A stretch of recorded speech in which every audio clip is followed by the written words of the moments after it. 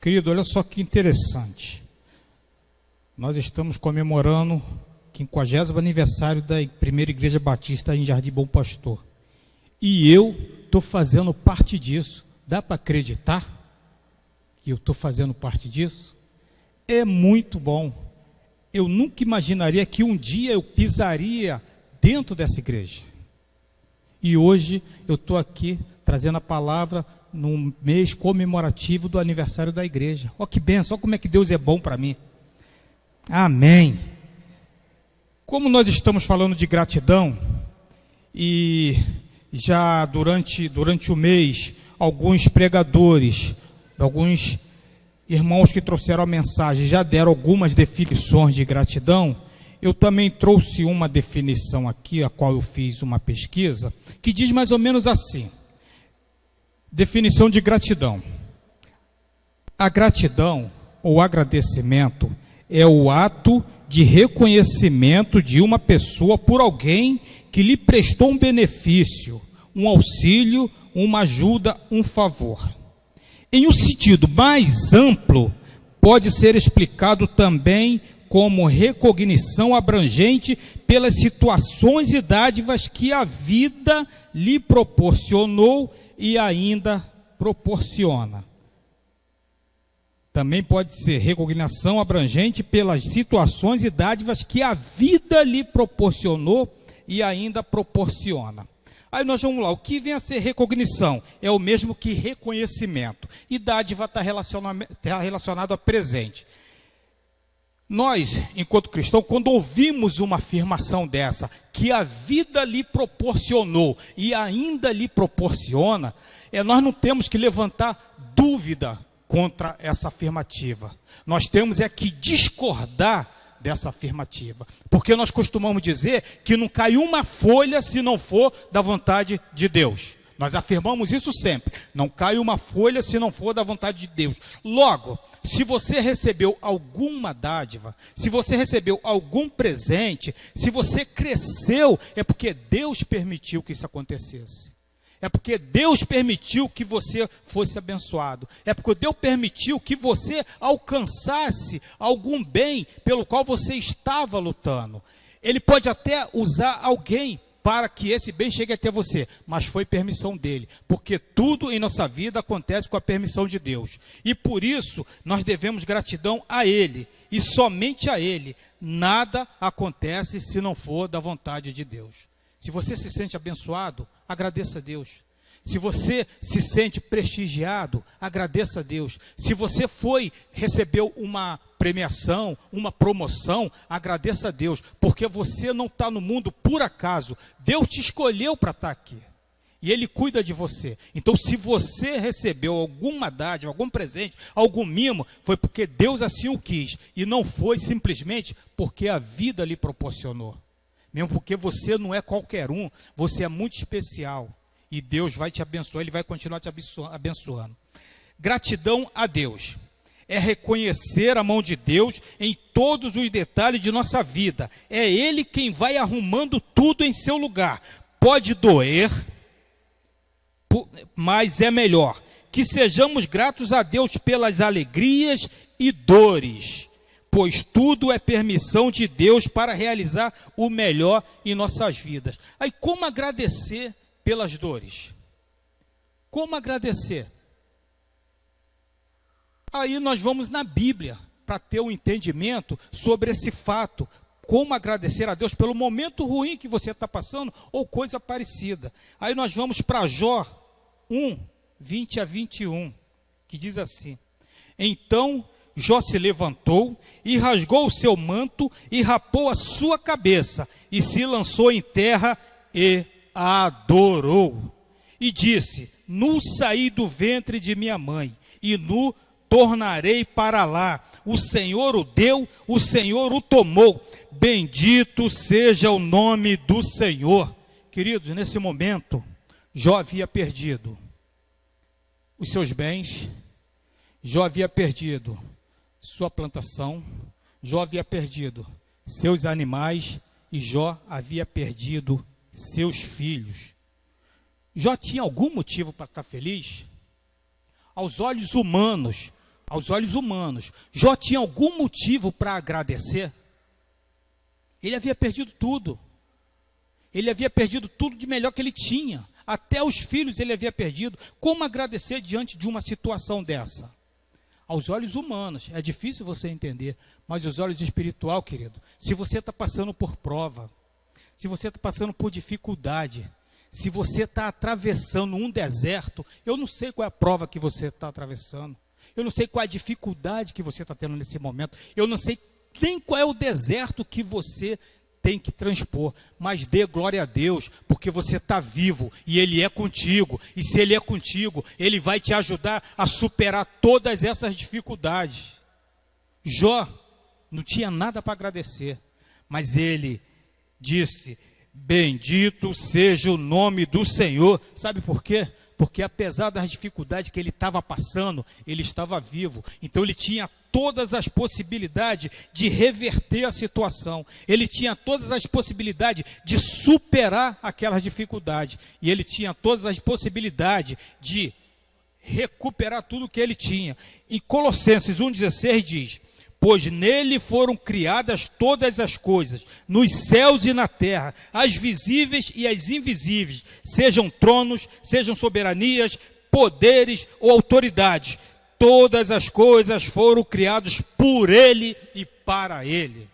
Então que nós sejamos gratos, porque o Senhor, Ele nos permite usufruir de tudo que Ele nos proporciona, mas foram criadas por Ele e para Ele. Ele nos dá o direito de usufruir desses benefícios. Em Salmos diz o seguinte: entrega o teu caminho ao Senhor. É a primeira parte.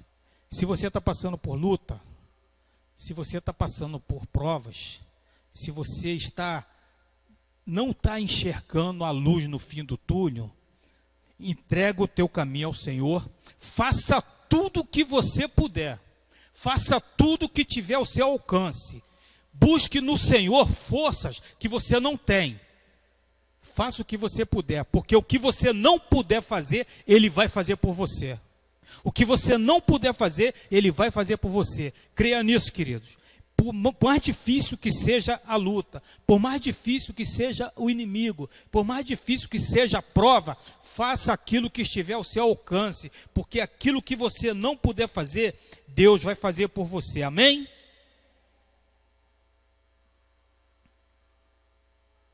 Se crescemos em conhecimento, se conquistamos posses, valores, reconhecimentos e outros bens, é porque Ele permitiu e a Ele devemos gratidão. Somente a Ele devemos gratidão.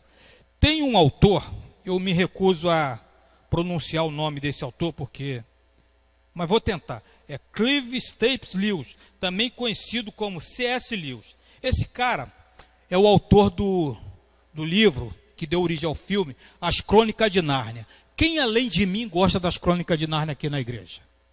Ninguém? Não gosta das Crônicas de Nárnia, mas eu gosto. Esse cara é o autor das Crônicas de Nárnia. Ele escreveu o seguinte, queridos: existem apenas dois tipos de pessoas: as que dizem a Deus, seja feita a tua vontade. Obrigado, irmão. O irmão colocou umas 2 colheres de açúcar aqui.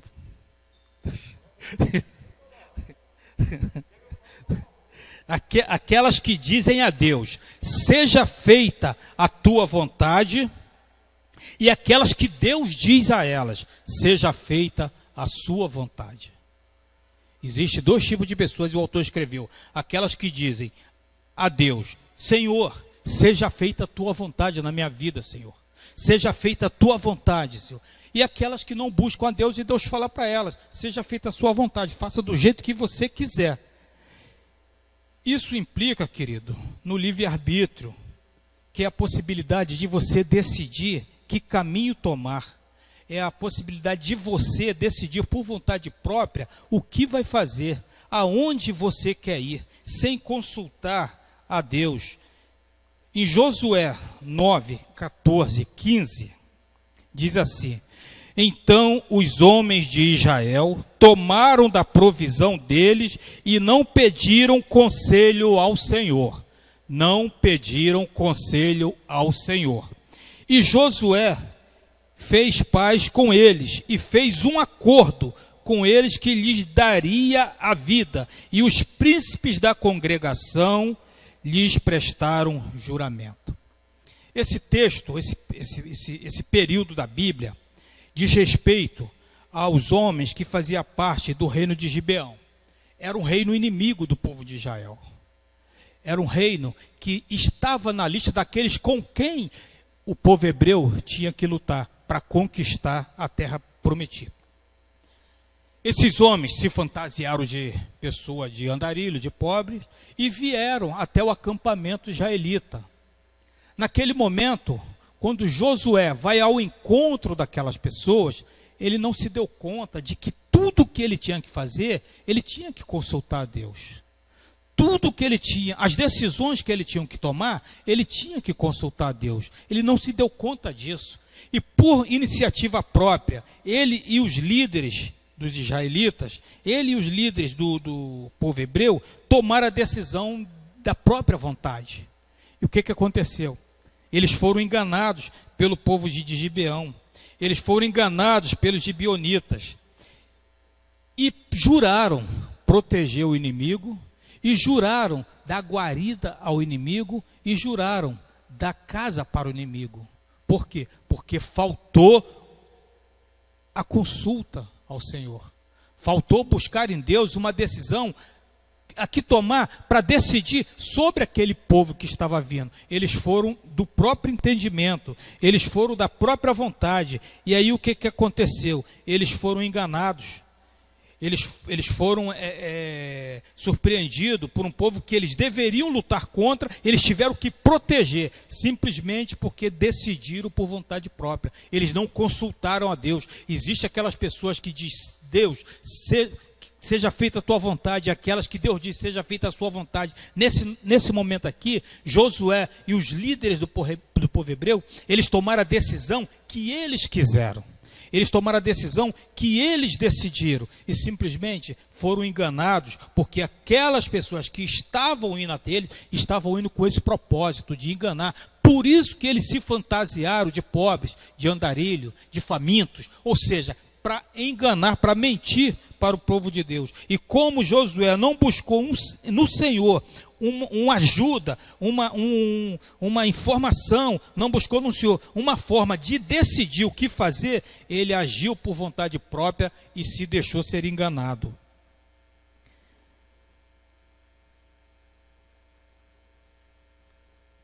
Em Provérbios 16:9, diz assim: em seu coração o homem planeja o seu caminho, mas o Senhor determina os seus passos. Em seu coração o homem planeja o seu caminho, mas o Senhor determina os seus passos. Nós queremos muitas coisas, nós buscamos muitas coisas, mas será que aquilo que buscamos está de acordo com a vontade do Senhor para nossas vidas? Será que é isso que Ele quer? Será que aquilo que nós queremos é o que Ele quer? Então, nós planejamos a nossa vida, nós buscamos um futuro, mas será que está de acordo com o Senhor, com a vontade de Deus para nossas vidas? Será que nós estamos caminhando na direção que o Senhor quer que nós caminhemos? Lembra, quem leu o livro ou quem viu o filme O Peregrino? O peregrino cristão era o nome dele, ele estava em busca da terra prometida. E estava caminhando numa rua de pedra. Ele estava caminhando numa rua de pedregulho, difícil de caminhar.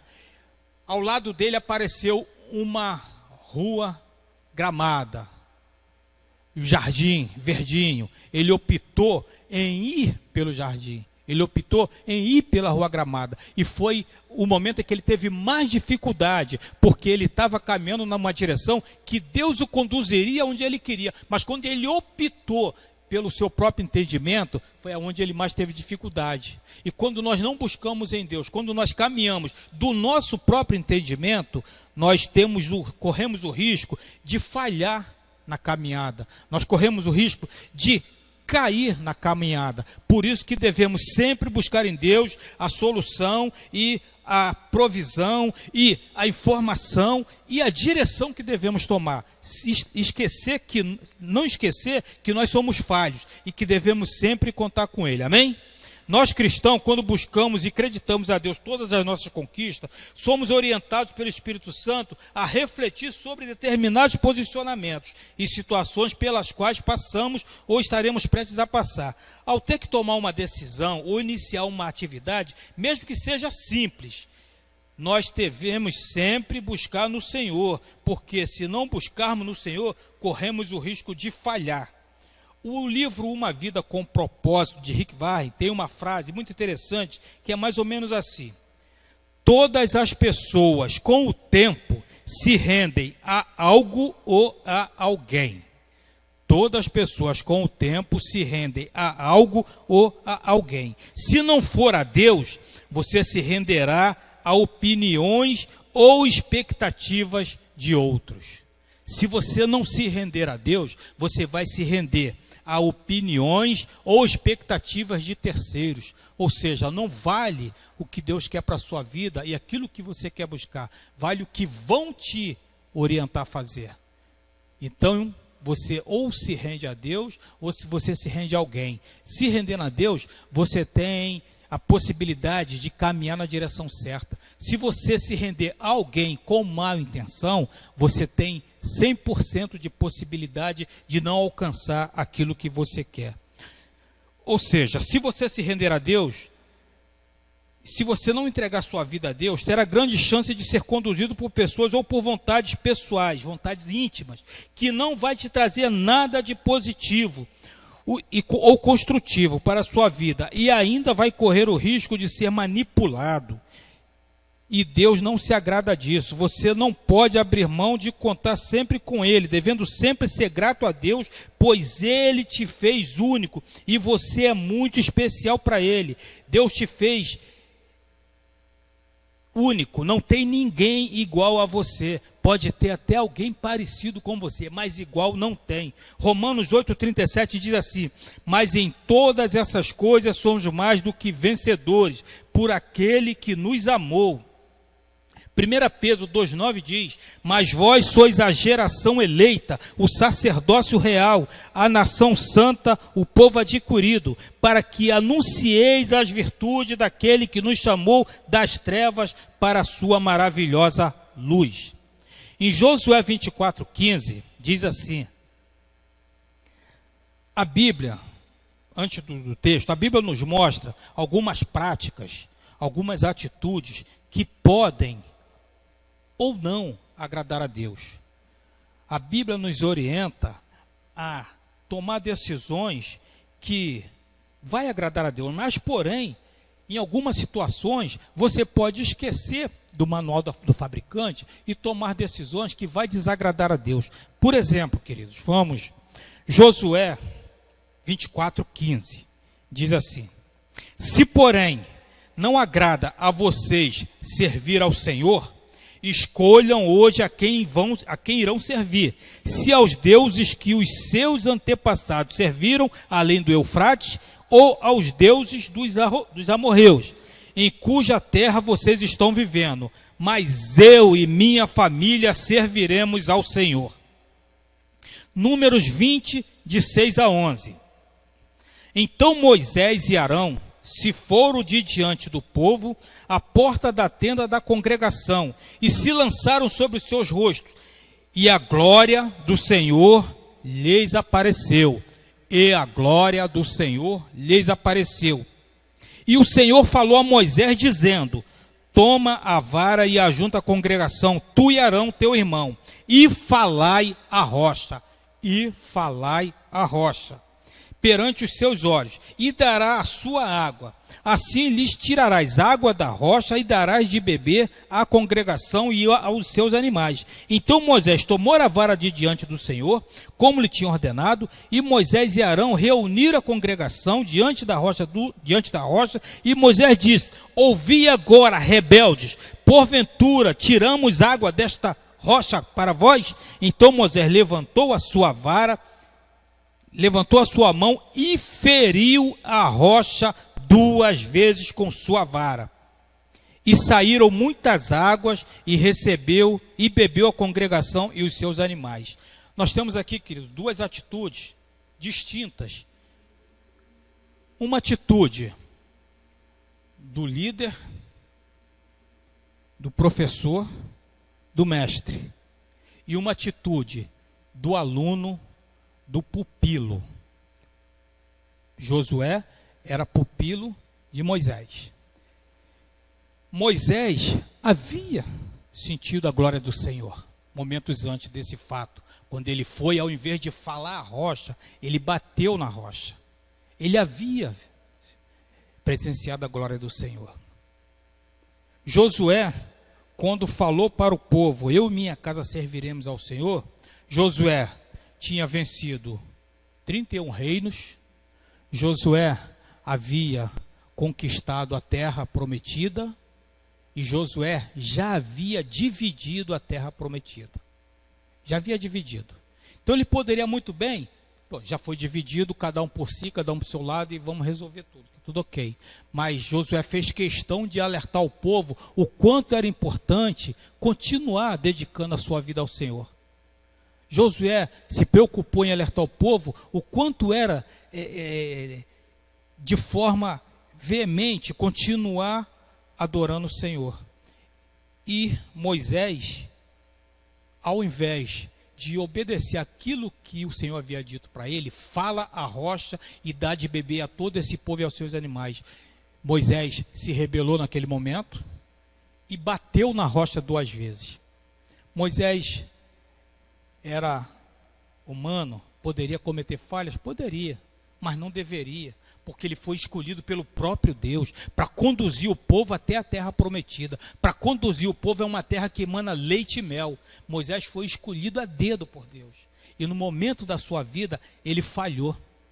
Moisés era o líder naquele momento, e o líder não pode falhar, porque quando o líder falha, corre o risco de todo o grupo se perder, corre o risco de todo o grupo cair, e Moisés cometeu esse erro.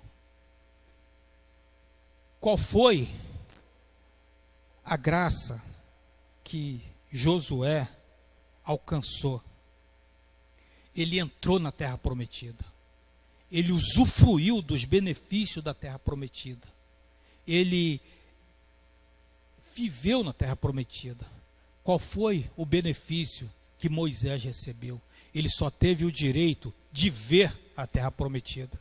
Ele não pôde entrar na terra prometida, porque falhou, porque cometeu erro, porque se rebelou no momento em que ele não podia, porque ele era o líder. Se você, querido, recebeu de Deus um ministério, se você recebeu de Deus uma missão, cumpra da melhor forma possível, cumpra com toda a dedicação que você puder.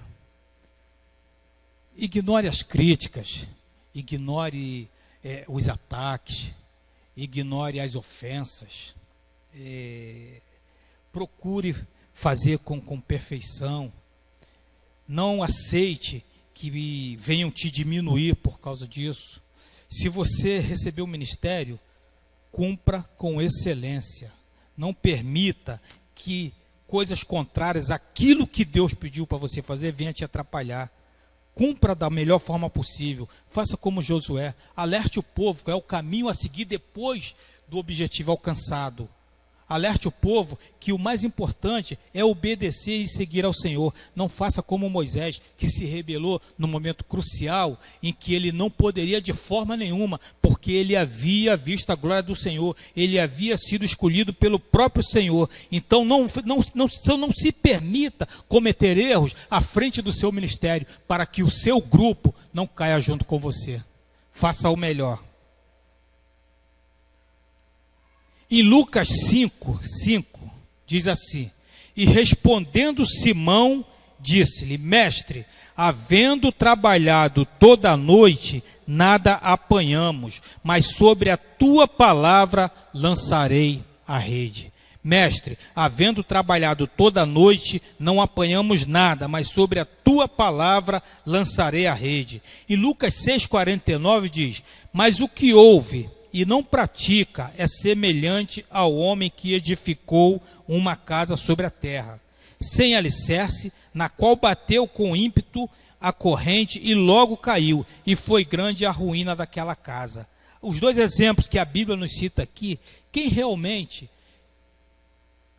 atuou de acordo com a palavra, quem realmente atuou em obediência ao Senhor? Pedro era um pescador experiente, ele não era nenhum iniciante, ele era experiente, mas tinha trabalhado a noite toda e não tinha pescado nada, absolutamente nada.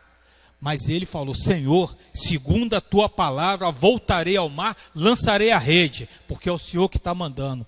E aquele que construiu a casa na areia é o homem prudente, aquele que não se preocupou, aquele que não tomou cuidado em analisar a forma como seria construída, aquele que não buscou no Senhor uma ajuda para que a sua casa fosse edificada. Então nós temos sempre que buscar na palavra sabedoria para que as decisões que viemos ao tomar não venham a cair, não venham a ruir, não venham a entrar em ruínas, que nós sejamos sempre prontos a ouvir o que a palavra nos diz, a seguir o que a palavra nos diz, e que nós possamos verdadeiramente cumprir o que a palavra nos diz.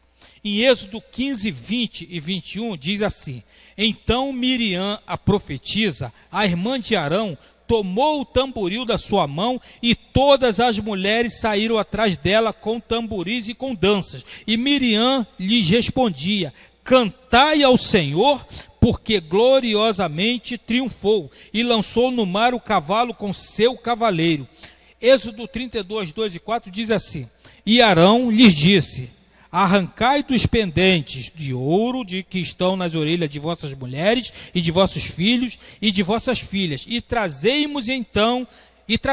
Então todo o povo arrancou os pendentes de ouro que estavam nas suas orelhas e os trouxeram a Arão. E ele os tomou das suas mãos e trabalhou o ouro com um burril e fez dele um bezerro de fundição. Então disseram: este é teu Deus, ó Israel, que te tirou da terra do Egito. Nós temos duas situações aqui praticadas por dois irmãos.